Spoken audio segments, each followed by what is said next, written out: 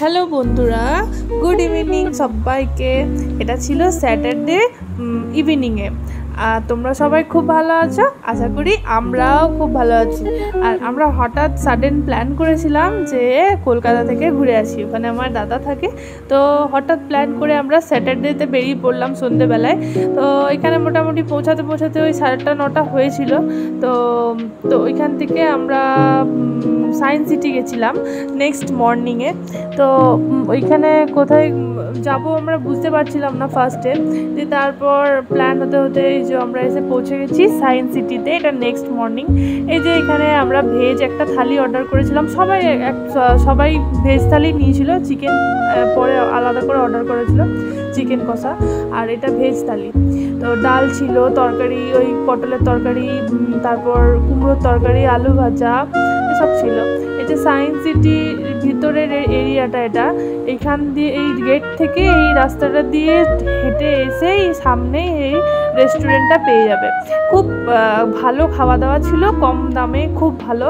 130 টাকা করে পার প্লেট ওই ভেজ থালি। চিকেন মাছ যেটা নিতে চাইবে সব কিছুই অ্যাভেলেবেল আছে, যেটাই চাইবে সেটাই পেয়ে যাবে। এবার আমরা খাওয়া দাওয়া করে ওই 1:45 নাগাদ বাজে এখন। এরপর আমরা যাচ্ছি সায়েন্স সিটির ভিতরে টিকিট কাটতে। তো টিকিটে আমরা বুঝতে পারিনি যে সবগুলো না কাটলেও চলতো, সব কিছু অত কিছু ভালো না। ওই 3D যে শোগুলো হয় সেই শোগুলোই খুব ভালো লাগছিল দেখতে। তো এই যে দাদা এখানে টিকিট কেটে নিয়েছে। তো আমরা সবগুলোই কেটেছিলাম, আমরা তো প্রথমে বুঝতে পারিনি, কখনো যাইনি আগে, এটাই ফার্স্ট টাইম। এরপর আমরা যাচ্ছি, ওনারা বললো যে আমাদের এখানে এখন ওই টাইম মেশিনের শোটা চলছে, আপনারা গিয়ে দেখে আসুন। তো এক একটা টাইম মেনশন করে দেওয়া আছে এখানে, টাইমের মধ্যে গিয়ে ওই জায়গাগুলোতে পৌঁছাতে হবে। তো এইখানে আমরা এখন টাইম মেশিনের শোটা চলছে, আমরা ওখানেই যাচ্ছি। ওখানে একটু লাইন দিতে হয়, প্রত্যেকটা জায়গাতেই লাইন দিতে হয়। তো মোটামুটি ভালোই ভিড় ছিল সেদিনে। তো আমরা এখন যাচ্ছি টাইম মেশিনের ওই শোটা দেখতে। তো খুব ভালো লেগেছে, মানে দারুণ লেগেছে। টাইম মেশিনের যে প্রত্যেকটা 3D যে শোগুলো হচ্ছিল সেই শোগুলোই খুব সুন্দর, খুব ভালো। আর ভিতরে এখানে ছোটোখাটো পার্ক, দোকান, এই যে আইসক্রিম, জল, সব কিছু পাওয়া যায়। স্ন্যাক্সের নানা রকম আইটেম, সব কিছু এখানে দোকান আছে। তো প্রচণ্ড গরম ছিল সেদিন, প্রচণ্ড গরম ছিল। তো গরমে আমরা রোদে ঘুরছিলাম। তো এই যে এখানে একটা ফ্ল্যাট দেখা যাচ্ছে, এই ফ্ল্যাটটা আমি জিজ্ঞেস করছিলাম এটার কী নাম। তো দাদা বললো এই নামটা। তো এই দেখতে খুব ভালো লাগছিলো, আমি এই জন্য একটু করছিলাম। এখানে এই ছোট্ট করে এই যে বাচ্চাদের খেলার জন্য একটা পার্ক রয়েছে, ওপরে রোপওয়েগুলো ঘুরছে, দেখতেই পাচ্ছ। আর এই যে লাইনটা, প্রচুর ভিড় ছিল। তো এই যে সবাই এখানে দাঁড়িয়ে ওয়েট করছিলো এই যে লাইনে, এই যে লাইন দিয়েছি আমরাও। তো খুব ভিড় ছিল। আর এই যে আমার মেয়েকে আমি এগুলো জিজ্ঞেস করছিলাম যে এগুলো কি কেন রেখেছে। আমার মেয়েও বলছিল নানা রকম গল্প, যে এগুলো এটা করেছে ওটা করেছে। তো বেশ ভালো লাগছিল, ভিতরটা খুব সুন্দর সাজানো। বড় মিয়া আর আমার সাথে আছে আমার ছোটে মিয়া। আজকে আমরা এসেছি সায়েন্স সিটিতে আমরা এখন টাইম মেশিন দেখতে যাচ্ছি। টাইম মেশিনে এখন একটা লম্বা লাইন আছে, যদিও লম্বা লাইন বুঝতে পারছি, কিন্তু 5 মিনিট করে সবার এখানে শো হয়। তো 5 মিনিট পর করে 30 জন করে ঢুকছে। আমি আর বড় মেয়ে তো খুব এক্সাইটেড। আমরা সত্যি আর কিছুক্ষণের মধ্যে টাইম মেশিনে যাচ্ছি এবং আমরা খুব তার জন্য এক্সাইটেড। এখানে আমার দাদা এখানে বলল কিছু কথা। আর এরপর চলে এলাম আমার মেয়ের কাছে। আমার মেয়ে খেলা করছিল, স্কিন টাচ দিয়ে একটা কিছু ছিল। তো এখানে আমরা ভিতরে একটা মিউজিয়ামের মতো ছিল, এটাও দেখছিলাম। অনেক কিছু এর ভিতরে ছিল, অনেক কিছু সায়েন্সের অনেক কিছু জিনিস, ঐতিহাসিক অনেক কিছু স্ট্যাচু ছিল। তো সব কিছু দেখতে ঘুরতে প্রায় 3-3:30 বাজে তখন।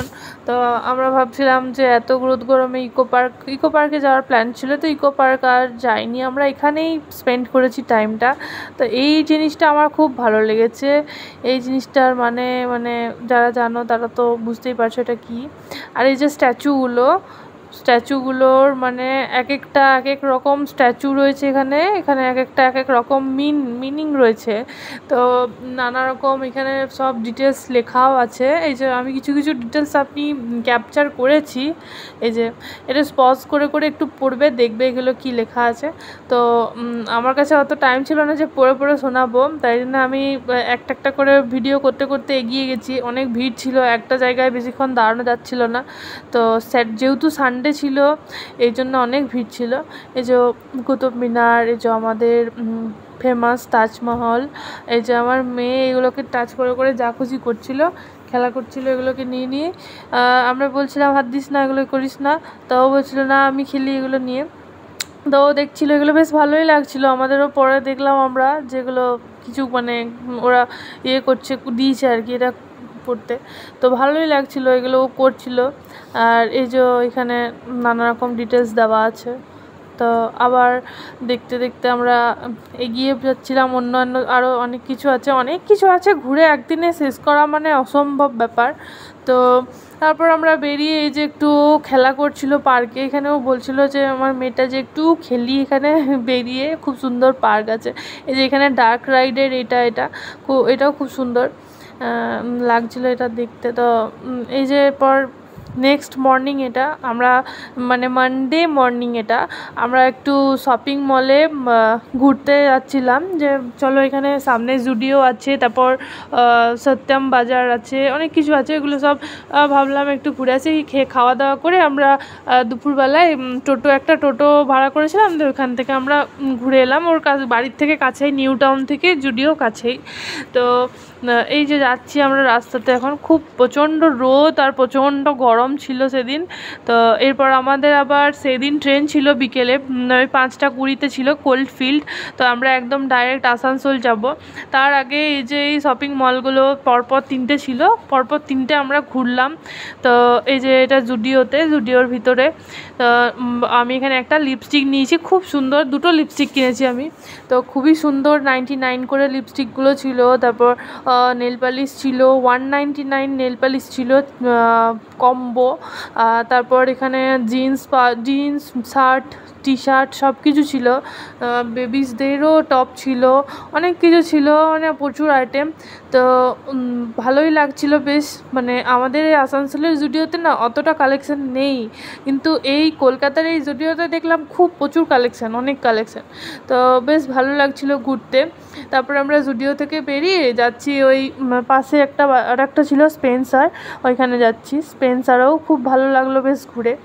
এরপর আমরা ওই চিনার পার্কের সামনে দাঁড়িয়েছিলাম, ওয়েট করছিলাম। এখানে আমাদের উবের বুক করেছিলাম আমরা হাওড়া স্টেশন যাব বলে। তো বেলা গড়িয়ে মানে দুপুর গড়িয়ে আবার বিকেলে আমাদের ট্রেন, বিকেলে এই ট্রেন ধরার জন্যই যাচ্ছিলাম।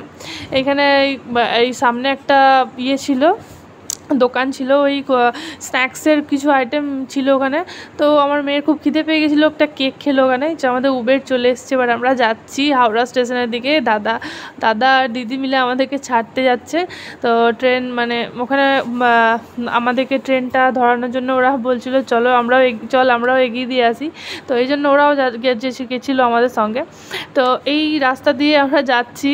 তারপর যেতে যেতে জোড়াসাঁকো ঠাকুরবাড়িরও কিছুটা গেটটা দেখতে পেলাম, বেশ ভালো লাগছিল। নেক্সট বার এসে অবশ্যই আমি জোড়াসাঁকো ঠাকুরবাড়ির ব্লগটা শেয়ার করব, এখানে ডিটেলসটা তোমাদেরকে দেবো। এই যে হাওড়া স্টেশন আমরা চলে এসেছি, পৌঁছে গেছি হাওড়া ব্রিজ দিয়ে। এখন এই যে যাচ্ছিলাম আমরা, তো হাওড়া স্টেশন পৌঁছে গেছি। হাওড়া স্টেশনে গিয়ে দেখছি ট্রেন দাঁড়িয়ে, একদম রাইট টাইমে গিয়ে পৌঁছেছি।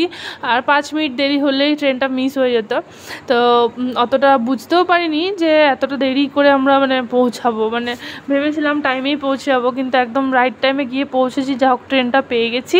এই যে ফাইনালি আমরা সিটে বসে আছি। তারপর এই যে আমাদের ট্রেনটা ছেড়েও দিয়েছে, যাচ্ছি আমরা। সবার খুব মন খারাপ, আর খুব এনজয় করেছি, খুব মজা করেছি।